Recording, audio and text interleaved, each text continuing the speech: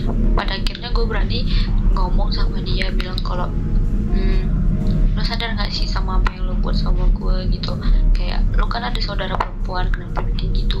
Lo tau gak sih, gak ada orang yang suka sama perempuan yang udah rusak gitu. Terus lo udah ngerusak masa depan gue semuanya.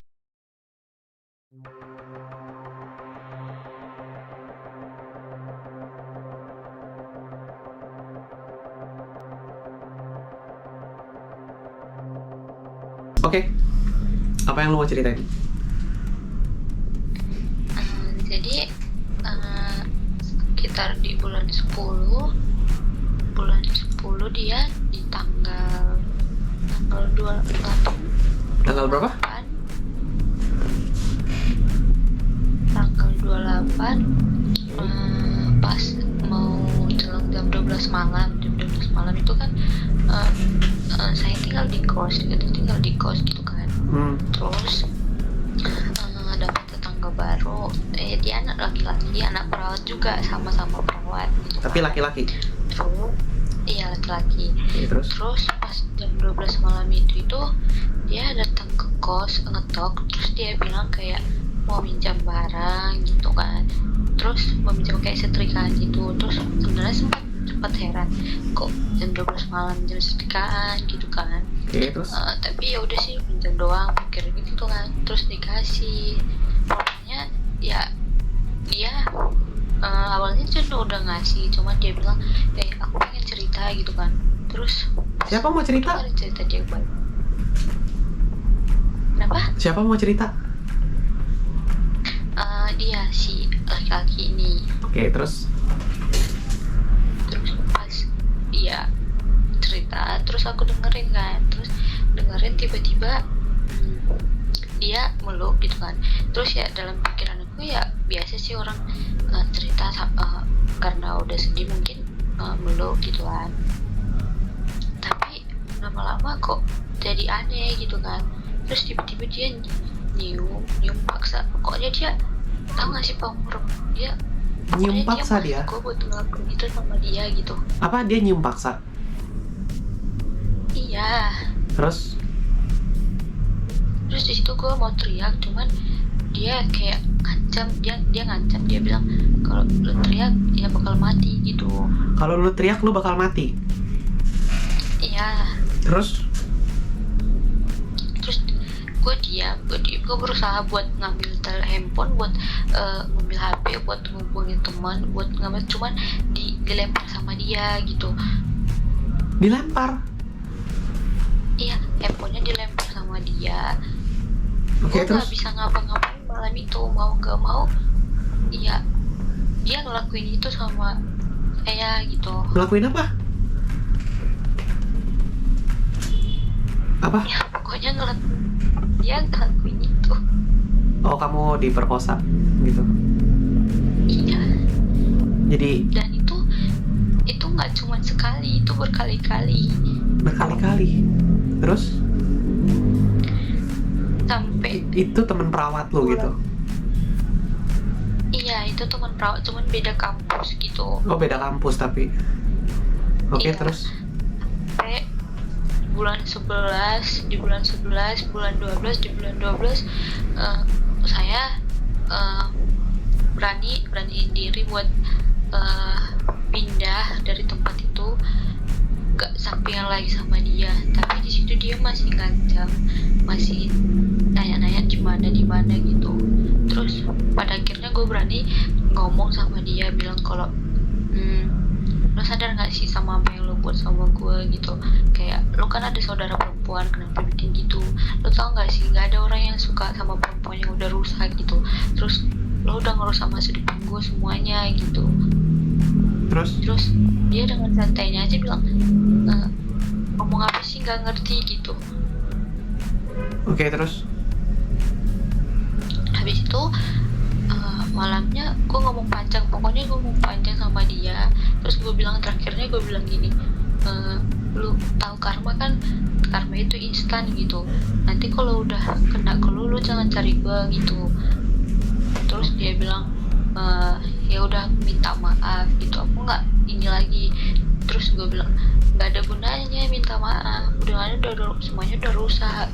Pada dasarnya laki-laki nggak ada yang mau sama perempuan yang rusak gitu kan.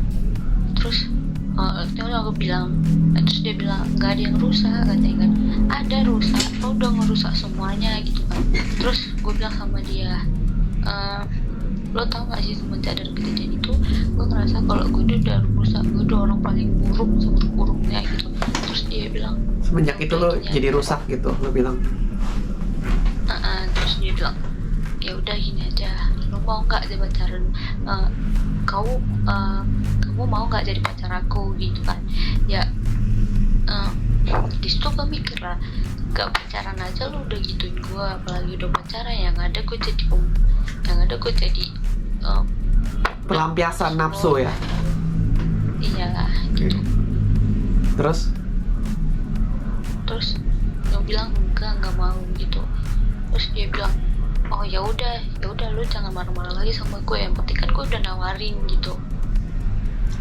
ya kalau mau sih dinikahin sih. Sebenarnya yang salah kan cowoknya ya. Gue juga nggak tahu ya, karena seks itu menurut gue kebutuhan, tapi kita punya nalar, dan di sisi lain lu nggak mau, ya kan? Iya, Jadi lu udah berapa kali ngelakuin itu? dimulai dari bulan 10 sampai di bulan 10 tanggal 28 itu hampir tiap malam dia datang ke kos. Dan lu kasih aja gitu?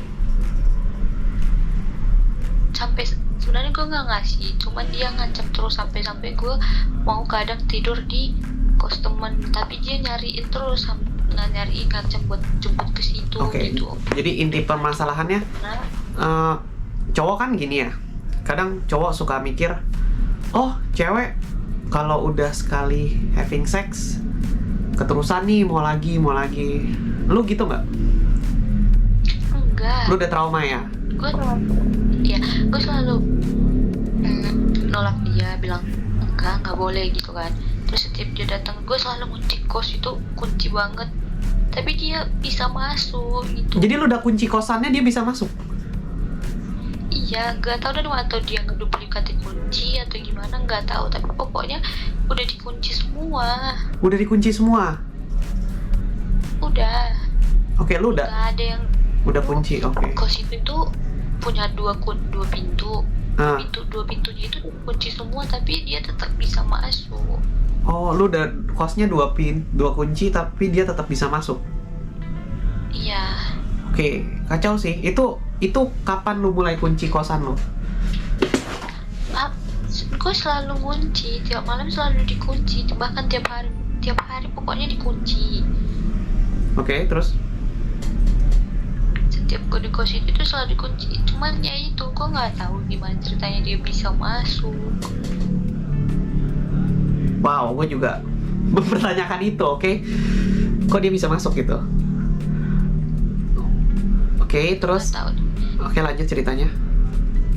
Terus pas gue udah ngomong gitu sama, terus yang dia bilang ya udah sih nggak usah cari gue lagi, kan gue udah nawarin gitu kan. Terus gue bilang sama dia, kok lu gombong banget sih ngomong gitu kan. Terus dia bilang udah deh, udah lupain, biasa aja kok, itu hal biasa gitu. Hal biasa itu sumpah sakit banget pas dia ngomong itu hal biasa. Oke, terus? Sampai pada akhirnya gue ke psikiater. Karena di situ gue sumpah di situ nggak bisa ngapa-ngapain, kayak takut ketemu orang, takut gitu jadinya kan. Terus pas sampai di situ itu tanya-tanya, ya udah gue cerita, terus dia bilang kalau ini depresi, trauma, sama apa sih satu lagi lupa, dia bilang gitu. Terus dia bilang ini apa namanya, dia bilang bawa laki-laki itu ketemu gitu kan, kayaknya nggak mau gitu. Terus dia bilang apa laki-lakinya ketemu apa? Orangnya minta aku buat bawa laki-laki itu ketemu dia gitu. Psikiater. Terus ya aku nggak mau kan. Terus Udah sakit ya? dia bilang eh, bilangin ke orang tua aja gitu. Ya aku nggak mau lah, Kenapa kamu bilang ke orang tua? takut karena aku tahu orang tua aku gimana. Oke. Terus lanjut. Sekarang lanjut dulu. Aku nggak bilang. Kenapa? Ya oke lanjut dulu. Kejadiannya baru berapa bulan lalu loh. Oke. Terus Aku nggak bilang ke orang tua sama sekali sampai aku pulang kampung. Di situ sebenarnya aku udah sedih. Sebenarnya aku ngeliat orang tua itu sedih banget gitu kan. Cuman kenapa sedih? karena sebelum kuliah itu orang mama itu selalu bilang jaga diri baik-baik gitu. Jadi itu aku ngerasa kayak gagal aja gitu, gagal jadi anak, gagal jadi perempuan yang gimana, pokoknya gagal di setiap sisi gitu. Oke, terus Habis itu pulang dari situ bulan 1 kemarin dia ngechat lagi. Dia bilang kan aku ada barang tinggal, kan dia kemarin sebelum aku bulan 12 pindah dari tempatnya dia minjem setrikaan kan. Terus dia bilang ini setrikaan lu tinggal lu jemput gitu kan. Terus dalam hati sih sebenarnya gak mau jemput, cuman gue butuh gitu kan. Yaudah gue ambil dari setrikaan itu dari kos dia. Tapi pas gue justru dia bilang masuk dia ambil sini, nggak usah lu antar sini aja gitu kan. Gue nunggu depan pintu dia, pintu kamar dia gitu kan. Gue malas gerak ambil gitu kan. Terus pas gue ngambil dia tiba-tiba nyuruh gue duduk, dia dudukan gue, apa sih lo gitu kan. Terus gue bilang apa sih lo gitu. Terus dia bilang ya udah sih kan udah biasa juga gitu kan, apa sih. Terus gue pokoknya berusaha buat nolak dia. Terus dia maksa, dia dorong, kan tau lah ya kekuatan laki-laki sama perempuan itu lebih kuat laki-laki kan. Oke, Terus terus dia ngedorong ke tempat tidur gue, berusaha buat lari, pokoknya gimana pun ceritanya gue harus lari gitu kan. Terus pas dia mau nutup pintu gue dorong dia balik sampai dia terus sentuh ke tembok. Terus gue lari keluar, gue tutup paksa itu pintu biar dia nggak keluar lagi. Terus gue terus tiba-tiba ibu kos dia lewat ngeliat gue lari dari situ. Terus dia bilang kenapa, gue bilang gak apa-apa karena gue takut. emang dia ngancem apa sih sampai lu takut? Dia bilang kalau gue teriak itu dia bakal ngebunuh gue gitu. Oke. Gue no comment ya karena lu takut, dan sebenarnya ya bisa panjang sih karena teriakan lu sih gitu. Kisahnya bisa panjang gitu. Ya gue juga nggak tahu harus gimana.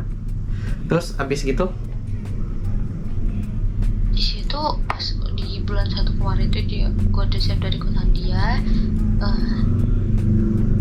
Dia udah itu kan dia udah keluar dari situ. Terus dia ngechat lagi, padahal dia ngechat pakai nomor baru. Nomor dia udah gue hapus, udah blokir semuanya kan.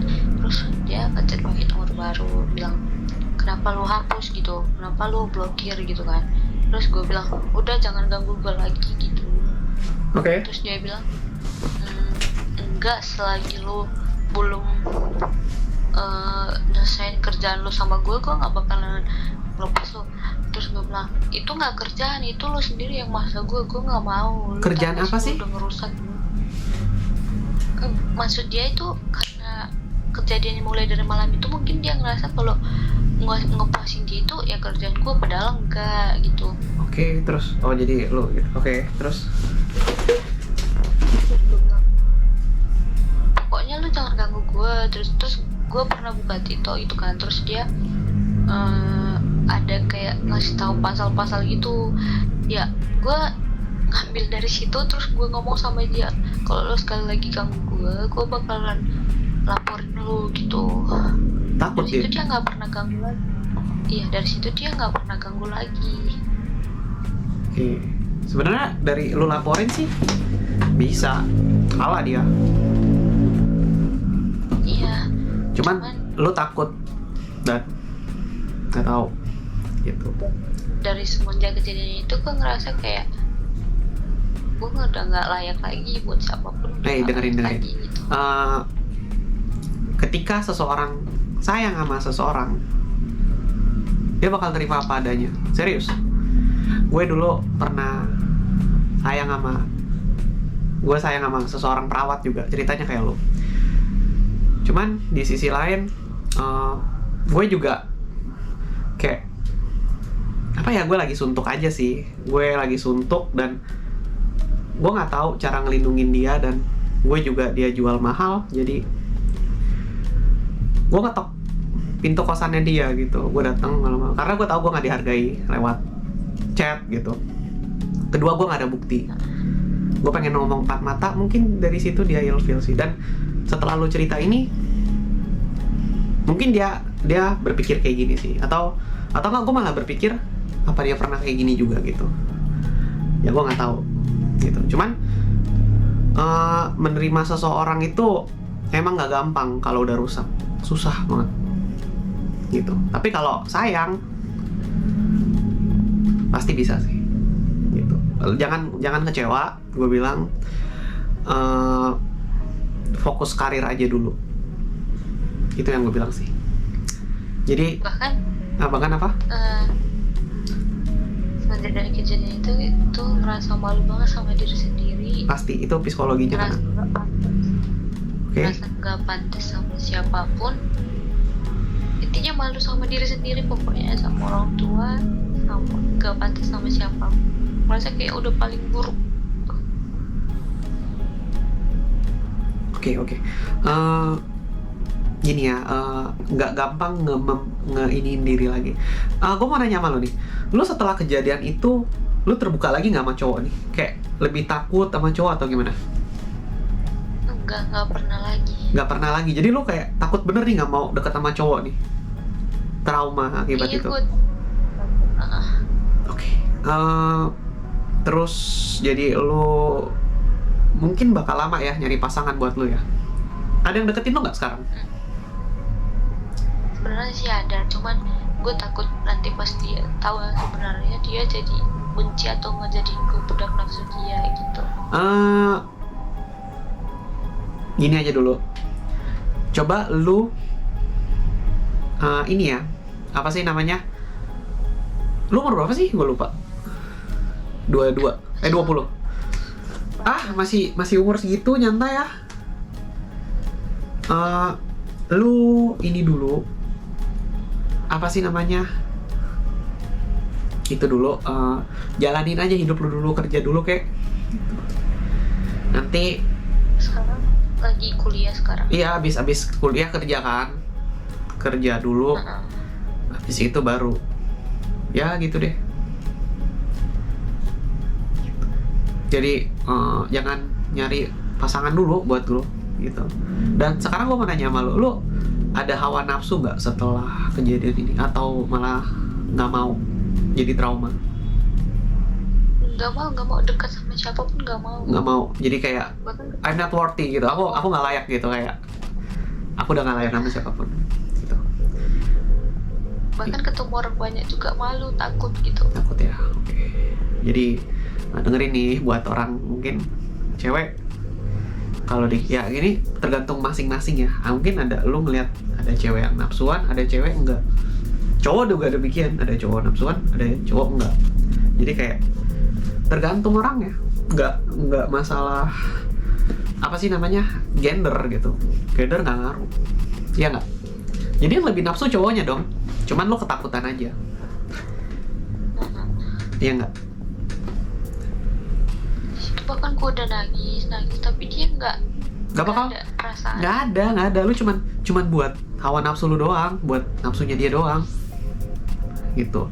Dan lu kebeneran, dan lu bodohnya itu lu nggak lapor, lu takut, gitu. Iya, gue takut seandainya dia ngancam dengan gue nggak masalah. Tapi dia ngancam di adik-adik gue juga. Ngancam adek lu? Iya, dia ngancam ke adik-adik gue juga. Adek lu umur berapa? Masih kuliah juga? Dia SMA kelas 3, perempuan juga. Oh, dia tahu alamatnya?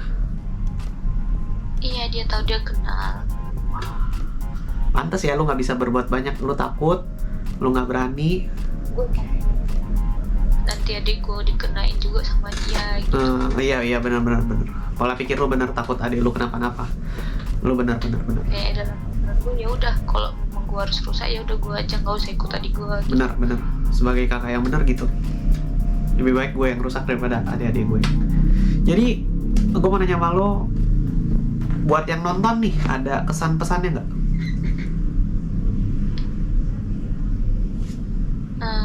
Pesannya cuma satu sih, kayak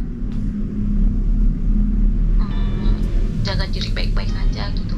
Jaga diri baik-baik ya. Oke. Udah itu aja ya. Dan gue tambahin, mungkin nggak semua orang menganggap seks itu fun, ya nggak? Iya. Kadang jadi trauma karena orang gue nggak mau sama lu, ya kan, gitu kan? Kecuali emang sama-sama mau, gitu. Jadi mau diapain? Ya nggak? Gitu. Udah ya, sekian cerita lu ya. Oke. Terima kasih ya buat sharing di channel gue. Banyak juga. Oke.